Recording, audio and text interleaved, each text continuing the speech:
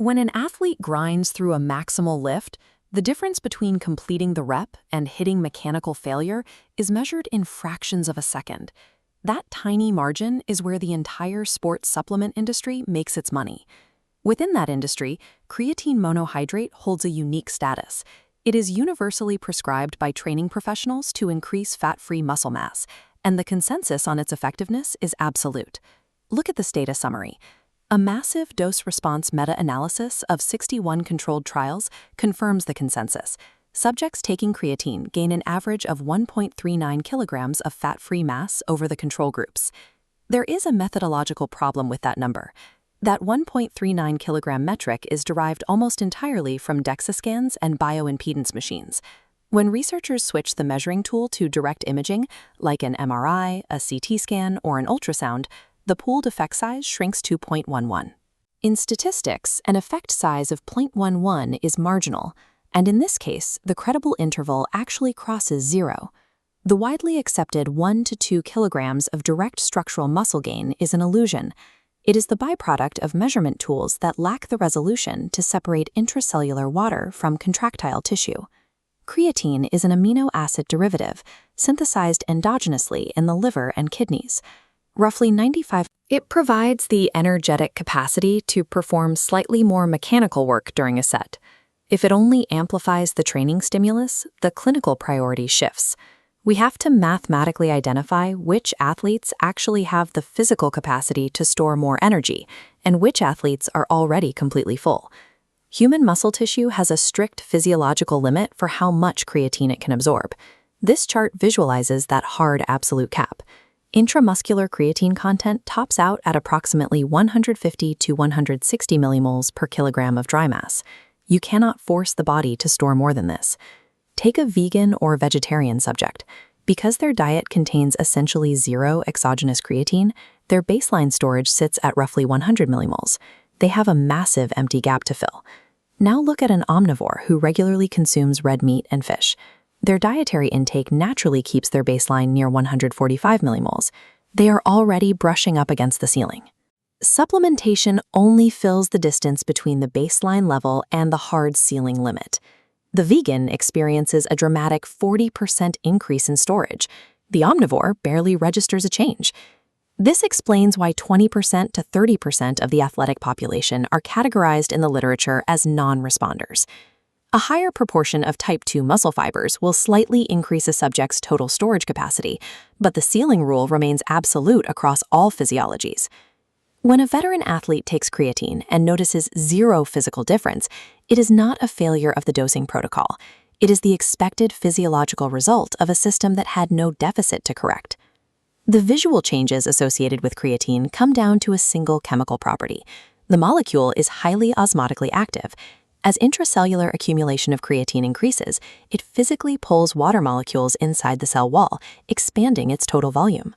Look at how a DEXA, or bioimpedance scanner, interprets this swelled cellular volume. It cannot distinguish between water and protein. It flags this entire expanded area as new lean mass. Direct imaging operates on a completely different physical principle. When we switch to an MRI view, the scan isolates the contractile protein structures and ignores the intracellular water. The central tissue is unchanged.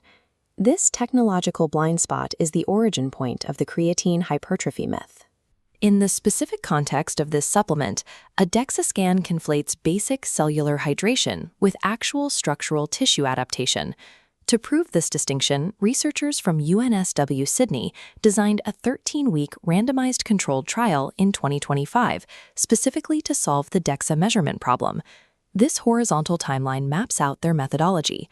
They instituted a 7-day wash-in phase. The subjects supplemented with creatine, but performed absolutely zero training.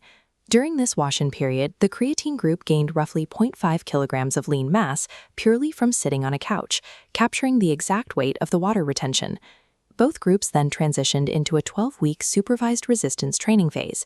During the actual training window, there was zero difference in lean mass gained between the creatine and placebo groups. Both cohorts gained roughly 2 kilograms. The authors note that the 5-gram daily dose may have been insufficient to maximize a hypertrophy goal, and 12 weeks is a tight window to detect cumulative effects. These are legitimate scientific limitations. However, by trapping the water retention in the first 7 days, the trial proved creatine contributed nothing measurable to the actual tissue built over the next 12 weeks. This raises an immediate clinical question. If the gains are just water and a temporary energy buffer, are the physical effects entirely reversible? This graph tracks what happens when supplementation stops. Over a 4 to 6 week window, phosphocreatine stores decline alongside total body weight. As the intracellular water drops, performance in repeated high-intensity efforts returns completely to baseline. But look at the bottom of the graph. The structural adaptation remains perfectly flat. This is the nuance of the stimulus amplifier model. If the supplement gave you the A2P buffer to perform 1 extra repetition per set over a period of months, that extra mechanical tension produced neural and structural adaptations that persist indefinitely. You lose the water weight and the performance edge within a month, you keep the muscle you earned from the amplified workload. Given this saturation model, the strongest cost-benefit ratio for creatine is found outside the gym. In 2024, researchers tracked cognitive performance under extreme metabolic stress, specifically 21 hours of enforced sleep deprivation. Monitored by magnetic resonance spectroscopy, subjects given a high dose of creatine sustained their cerebral ATP levels. This successfully mitigated the expected steep decline in processing speed and working memory compared to the placebo group. There is also accumulating evidence supporting the combination of creatine and strength training in older adults to combat sarcopenia and bone degradation. These clinical applications align perfectly with the physiological rules of the molecule. Older adults and the sleep-deprived show massive responses precisely because their cerebral and muscular energy systems have the largest baseline deficits. For training professionals, the optimal protocol is simple. Stick strictly to creatine monohydrate, skip the heavy loading phases to avoid gastrointestinal discomfort, and prescribe a flat 3 to 5 gram daily maintenance dose. Alternative formulations like hydrochloride or ethyl ester offer no proven superiority in absorption or retention. Because the mechanism relies entirely on reaching a saturation ceiling, cycling the supplement on and off is physiologically unnecessary. There is one critical clinical flag. Creatine raises serum creatinine through non-enzymatic conversion.